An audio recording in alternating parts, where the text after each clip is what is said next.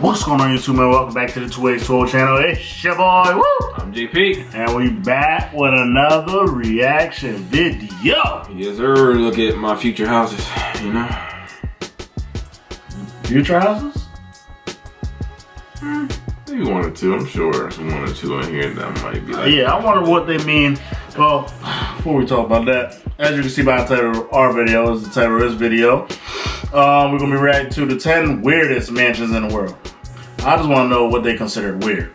I guess I'm saying everybody weird is different. I bet you it's like one or two that we can be like, I'll live there. Right. Guarantee it. Hell, judging by this house right here on the... I would live there. I would too.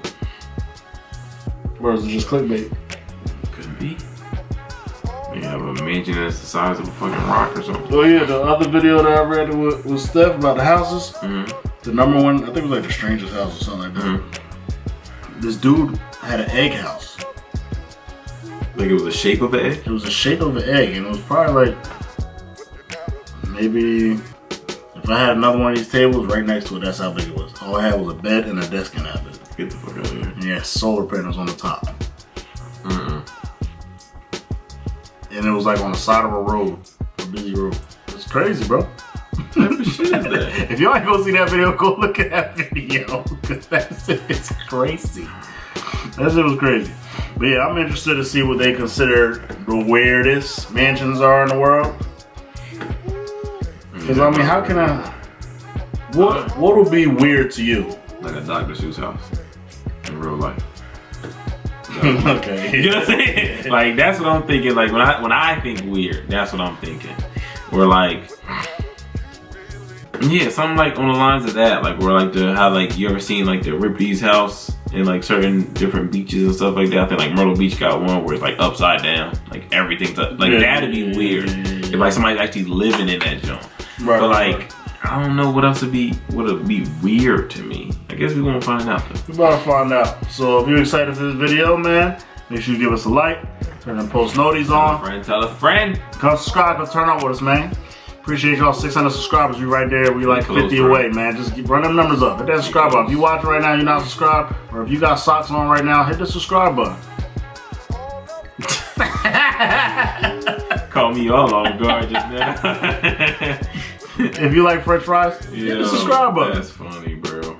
I know a lot of y'all that probably watch our videos love French fries, so just hit that. Everybody loves French fries. I don't think I know a person that don't like French fries. Who don't like French fries? Like some type of French fries. Yeah. You might not like the wavy ones. You might not like, you know what I mean? Either sweet potato French fries, the potato wedges. That's considered Bro, that might low key be the only.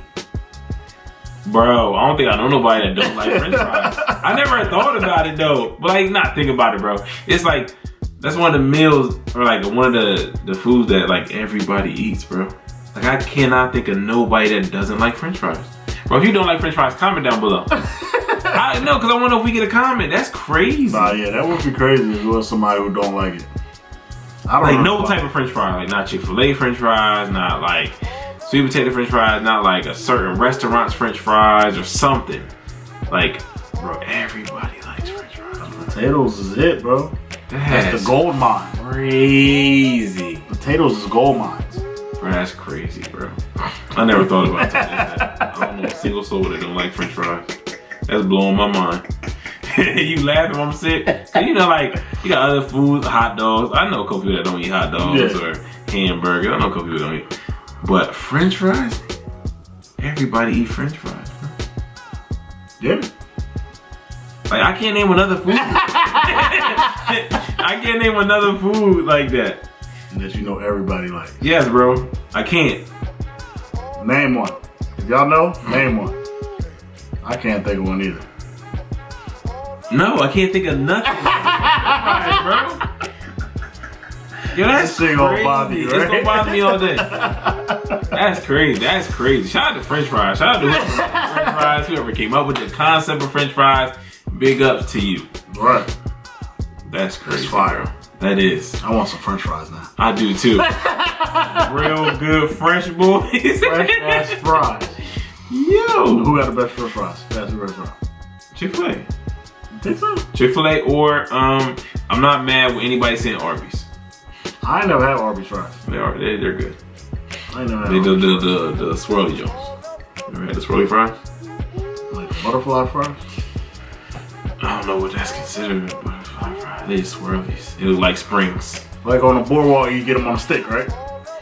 I never had fries like that, bro. You said it's like a swirly thing. It look like a spring. It look like a spring. Yeah, the boardwalk, they can sell them on a stick. Oh, for real? Nah, I ain't never had that. Yeah. But best fries, I'm not mad at Arby's, because Arby's got like those fries, and then Chick-fil-A, the waffle fries.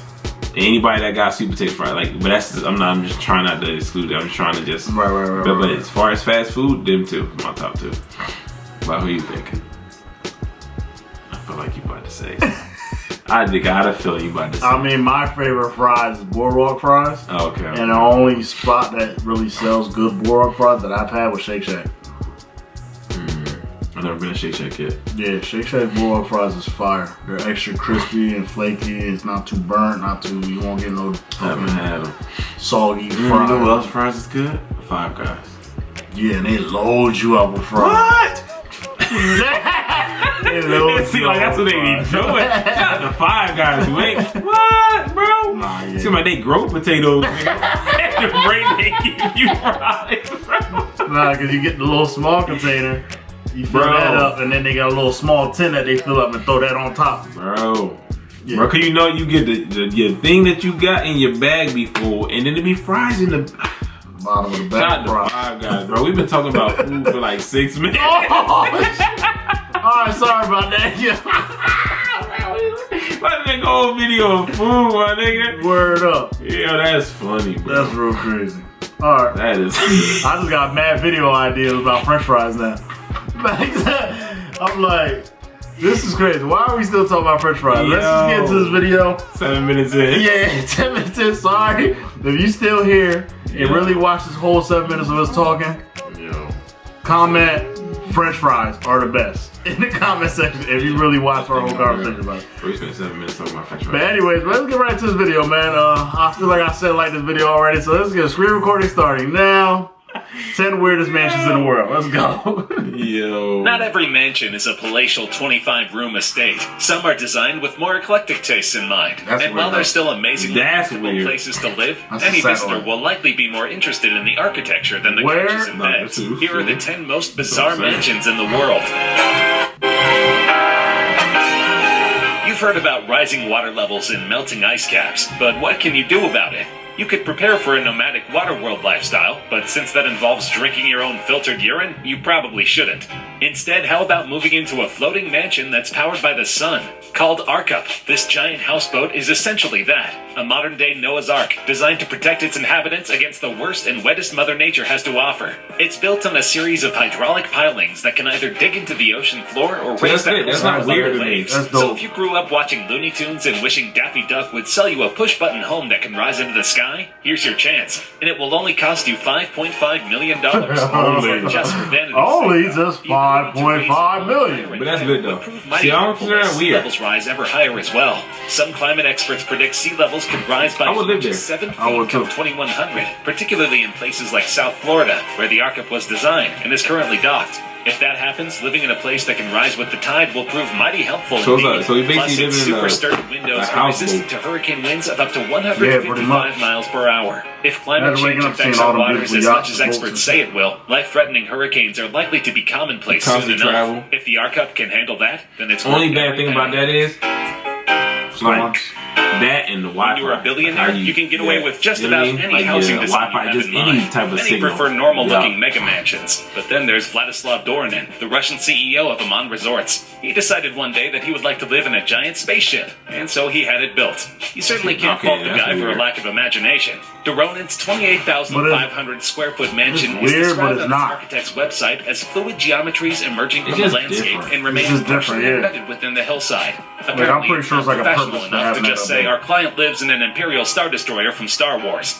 Nevertheless, we're going to say exactly that, because come on, what else could this boat possibly resemble? The 72-foot tall lookout tower portion of this mansion simply makes it look even more like the preferred battle vehicle of the dark side. It doesn't sound like the Ronin had space in mind. His request to his architect was simply, Probably just a living room chilling up there with TV. How the architect got Spaceship out of that when the sky is extremely not blue in space, I don't know. But I'm also super glad he did.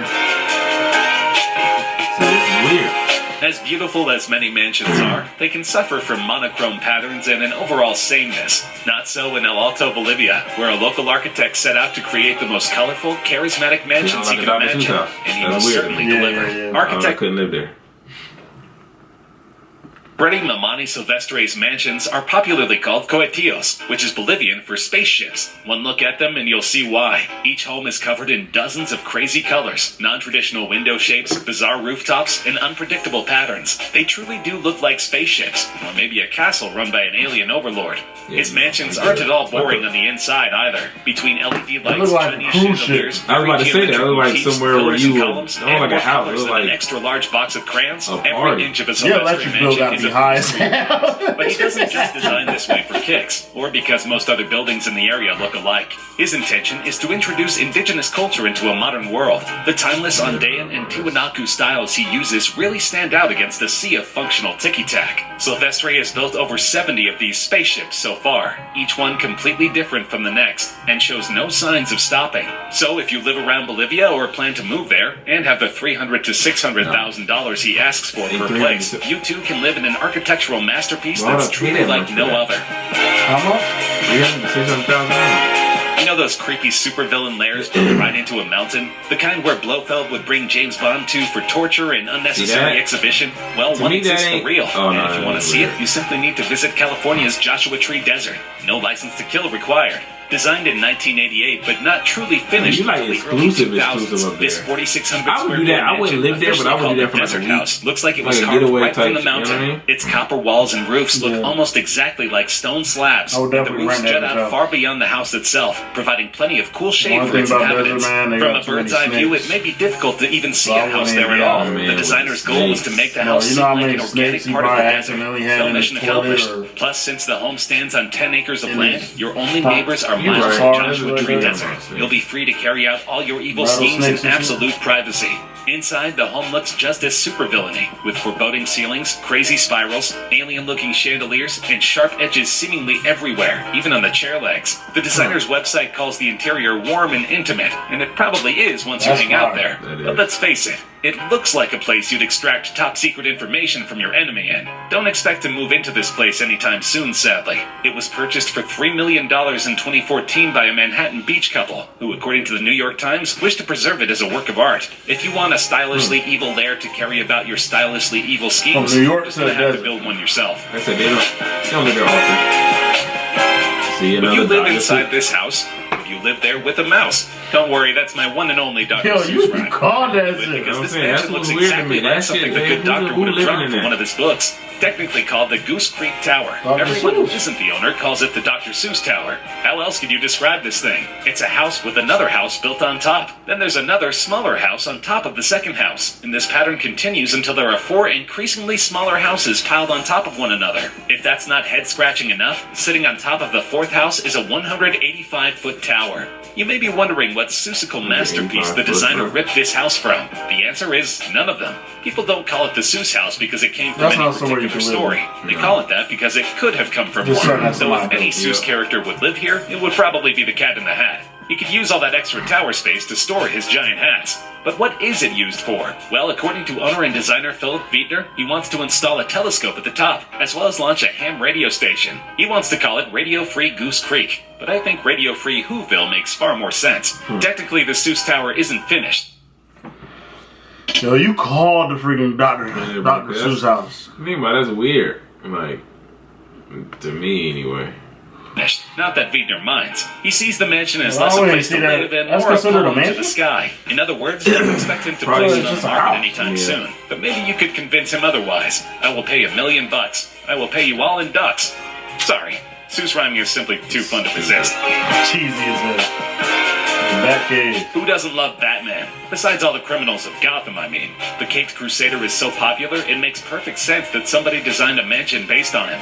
San Miguel's Steve Rude did just that, building his very own Bat Casa. That's creepy. It's a 2-story home with the Batman symbol displayed prominently out front. That said, it doesn't exactly look like the Cave. grim and dark Batcave we see White in the walls. movies and comics. Rather, this bizarre 1,500 Yeah, look at square that foot shit. mini mansion looks like something out of an art gallery, with wavy white walls that simultaneously melt into one another and attempt to pull itself apart like cheese in I a feel like if it mozzarella wasn't stick. white- This bizarre aesthetic continues as you venture Yeah, nah, inside. bro, it just- Everything looks like it was fused Bro, together, this- with strange shapes, curves, and hundreds of sculpted branches twisting and dancing together Why? to form a living space unlike any other. It almost looks like you're living in a plaster jungle. Oh, I More see so it. than It when looks you're like a sleeping bunch in a of bed plaster built of right Play-Doh into the plaster. put together. In that sense, it does Think seem your like house you're is living in a nothing. grand cave, though not the kind that would attract glum martial artists dressed like bats. The Bat Casa is so unique it's become a local landmark, and you can stay there too, albeit briefly. While the Bat Casa is not on the market, you can rent it out for around $90 per night on average. For a place with 3 bedrooms, I'm good. 2 baths, and the craziest aesthetic this side of an abstract art gallery, that's a downright bargain. Falcons. Living in the mountains is hard. Living near a That's mountain, dope. however, That's dope. inside Look a at luxury Spaceship. mansion over 100 feet in the sky, surrounded by trees with no nosy neighbors, is both easy and desirable. Officially known as the Pausolaro House, many call this 10-story estate the Falcon's Nest instead, and for good reason. It features living quarters that reach up to 124 feet in the air, a 2,000 Beautiful, square foot bro. solarium that looks like a nest, and a tower atop that might as well be a majestic falcon. Set against a backdrop that includes the 6,500-foot Thumb Butte Mountain, living here is essentially like That's living lit, inside bro. a movie. The Falcons' current owners are asking for $1.5 million. That's which is it? a fair chunk of change, but whoever pays That's that much it, is getting nigga? some primo living Compared space to the last, with bro. 6,200 square True, feet that true. includes 3 bedrooms and 4 bathrooms, not I to feel like mention a this main part floor is with nice a 360-degree view of the Arizona wilderness below. Plus, the simple fact that you're living in a stylish version of Dr. Wily's Skull Castle, if the Falcon imagery isn't your thing, makes everything extra worth it. If you're a 90s kid who grew up on Animaniacs, you probably think living in a water tower is more a punishment than a luxury. Well, the genius architects like people behind that the live in clock Sunset towers. Beach Water Tower in Orange Right. County, California, beg to differ. There's They one in turned a New York. musty old water tower into a legitimately luxurious spot to live. The 87-foot high PCH water tower was once a regular Oh, old yeah, tower yeah. that stored upwards That's kinda- of I guess that's kinda 75,000 gallons of water at Yeah. a time. It's more than 300 tons. But in the late 1970s, all the water went elsewhere, and the tower just stood there by its lonesome, watching over us like a forgotten Greek god. That is until the 80s, when some investors decided to revamp it into a cozy private home. They later sold it to a retired fire chief named Gerald Wallace for $800,000. He then attempted to flip it for up to $8 million. He ultimately settled for $1.5 million, meaning that he still made money on the deal, especially considering he had been renting the place out for a mere $4,000 per week. The inhabitants of this tower get a lot for their $1.5 million. Despite looking exactly like a water tower on the outside, Yeah, that's inside you'll property. find 2,800 square feet of living space. This includes 3 bedrooms, a 145-gallon aquarium, and a party room featuring a fire pit that you can mechanically lift up when it's time. Why everybody want to call it? Plus, the view of Sunset Beach simply can't be beaten. Unlike Yakko, Wacko, and Dot, you won't feel stuck inside this place. Instead, you'll feel like a monarch, looking down on your subjects while enjoying all the finest parts of life.